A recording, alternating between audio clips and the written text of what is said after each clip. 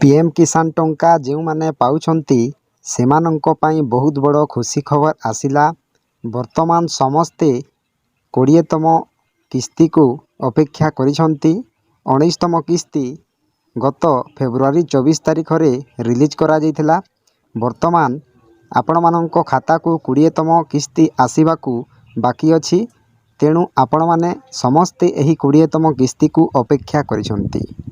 तो यही 20तम किस्ती आसंता काली आसीबाकू जाउछि, जेउटा कि रिपोर्ट माध्यम रे प्रकाश पाइथिला। किंतु पीएम किसान योजनार कौनसी तारीख घोषणा करा जाई नाही। तो आजिर भिडियो रे मु आपण माननकू कहिबी एही पीएम किसान टंका बैंक को आसिलाणी। समस्त जो माने एही पीएम किसान टंका पाउछंती आपण माने निज मोबाइल साहाय्य रे आजी एबे सुधा आपण माने चेक करि परिबे आपणको पीएम किसान टंका आपण माननको खाता को आसीबो कि नाही। तेणु डेरी न करी चलंतु वीडियो को स्टार्ट करबा।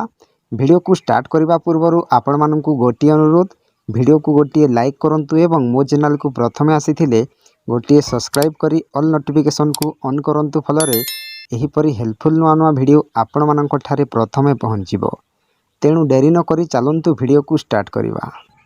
सर्वप्रथमे आमे जे कोनोसी एक ब्राउजर को ओपन करिबा एवं सही ब्राउजर रे सर्च बार रे सर्च करिबा PFMS। तो एही परी भावरे आपण माने सर्च करंतु। देखंतु एही परी इंटरफेस आसीबो। आपण माने एही प्रथम लिंक को आपण माने क्लिक करंतु। क्लिक कला परे आपणको मोबाइल को एही परी इंटरफेस आसीबो। आपण माने सर्वप्रथमे एही राइट साइड रे देखंतु लेखा होईछि 3 डॉट। सही 3 डॉट ऊपर आपण माने क्लिक करंतु। तापरे एठारे देखंतु लेखा होईछि about, registration, payment status, search bank सब किछि आपण मानकर आसी जाईछि। तो आपण माने पेमेंट स्टेटस ऊपर क्लिक करिवे। तापरे देखंतु एठारे डीबीटी स्टेटस ट्रैकर बोली लेखा होईछि, तार ऊपर आपण माने क्लिक करिवे। एपट सेपट जदि आपण माने क्लिक करूछंती ताहेले आपण माने किछि बुझी पारिबे नाही। आपण माने मन ध्यान देइकी देखंतु। तो देखंतु एही परी भावरे आपण माने क्लिक करंतु। तापरे आपण माननको इंटरफेस एही परी आसीबो। तो देखंतु आपण मानकर सर्वप्रथमे एठारे कैटेगरी अछि, तापरे डीबीटी स्टेटस अछि, तापरे बैंक अछि। तो आपण माने एठारे कैटेगरी ऊपर सिलेक्ट करिवे। तापरे एठारे देखंतु आपण माने अनेक योजना आसी जाईछि। तो आपण मानकर पीएम किसान योजना देखिबार अछि। तो आपण माने पीएम किसान को सिलेक्ट करंतु। तापरे आपण मानकर एठारे पेमेंट ऊपर क्लिक करिवे। तापरे एठारे आपण मानकर एप्लिकेशन आईडी बा आपण मानकर रजिस्ट्रेशन नंबर एठारे देबे।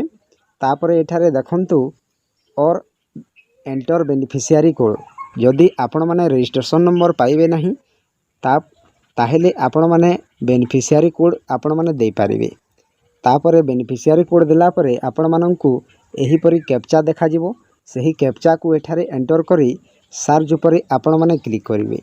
तो मु मोर सब किछि डिटेल्स फिलअप करिकी आपण माननकू देखाउछि। तो देखंतु आपण मानकर इंटरफेस एही परी देखा जिवो।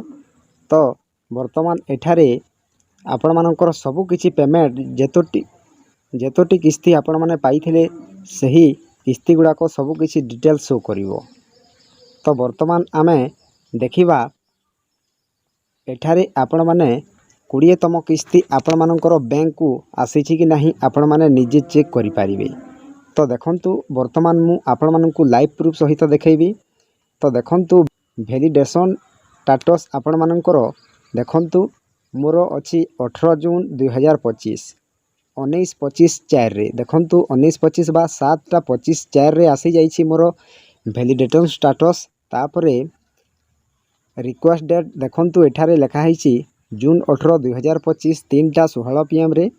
तापरे मोर बैंक को आसी जाईछि। देखंतु मु आपण माननकू देखैबी। देखंतु मोर बैंक को आसी जाईछि। फाइल स्टेटस ऊपर आपण माने देखि पारिबे बैंक केबे रिसीव करिछि ना 18 ଜୁନ୍ 2025 20ଟା 55 ରିସିଭ୍ କରିଛି ବା 8ଟା 55 ଆପଣମାନଙ୍କୁ ରିସିଭ୍ କରିଛି। କ୍ରେଡ଼ିଟ୍ ଷ୍ଟାଟସ୍ ଏପର୍ଯ୍ୟନ୍ତ ପେମେଣ୍ଟ ସକ୍ସେସ୍ ହୋଇନାହିଁ।